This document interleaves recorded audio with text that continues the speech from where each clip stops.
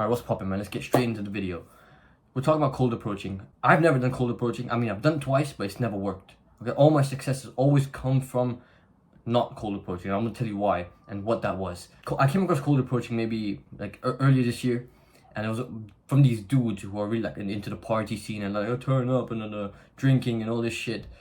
I did not get into that. They're cool, but they introduced the idea of cold approaching to me.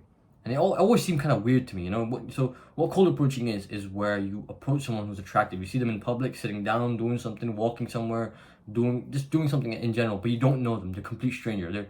They're cold. You have no clue. You don't know who they are. So what you do is you go up to them and you start talking to them. The whole point of the conversation is to exchange numbers, get their details, set up a date, and gauge whether or not they like you. Cool. But do you see why it doesn't work? Because you don't know this person, they're a complete stranger. That's my quarrel with cold approaching.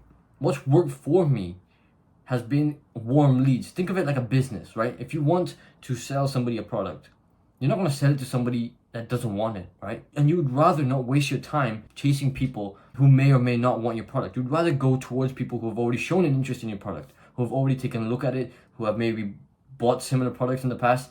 You know what I'm getting at here. Somebody who's already slightly interested in you, who's been looking at you, who's kind of aware of your product. Let's bring this back to approaching chicks.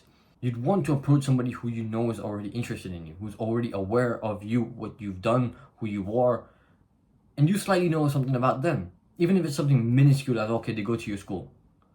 Then the approach becomes a lot. You got something to build off of.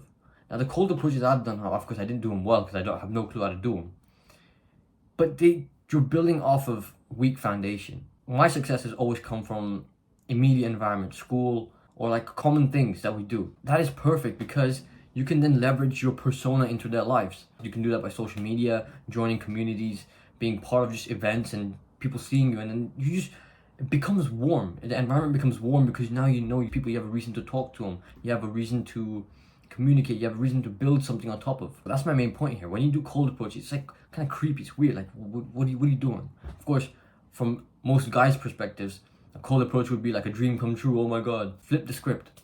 For women, it's scary. Like, who's this guy? Or even if you're attractive, it may work if she's into that, if she's done it in the past. I mean, I'm not saying that it can't work. It can work 100%. But it's all about the setup. It's all about playing things in your favor. If you know that there's this pool of women that are 100%, are a lot more inclined to talk to you, respond to you, and positively, than this, you could say, bigger pool of women who you have no clue whether or not they will or whether they won't. You may get some choosing signals, and that's why. You could get choosing signals in a cold approach, but you could get a lot more concrete choosing signals in a warm approach in your school. The girl who's been liking your posts, who follows you, who watches all your stories, who maybe talks to you, who maybe looks at you in class, maybe when you're going to lectures, when you're at lunch, when you're at the bus stop waiting, when you're catching the same bus, whatever it may be. Warm leads. Of course, cold approaching, I may dive into that in the future and learn how to do it, maybe make videos about it. That would be pretty insane.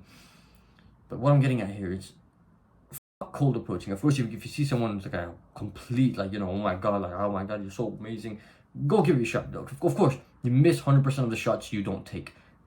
Go take the shot. All right. What I'm saying here, invest in creating the setup. Okay, I've been looking into this, and I did this by accident in my past, and I've created the setup for my immediate surrounding, which made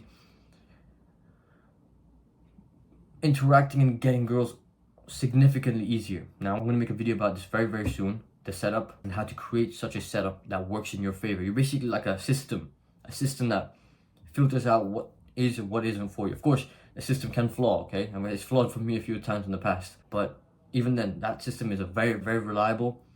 Cold approaching, it can work 100%.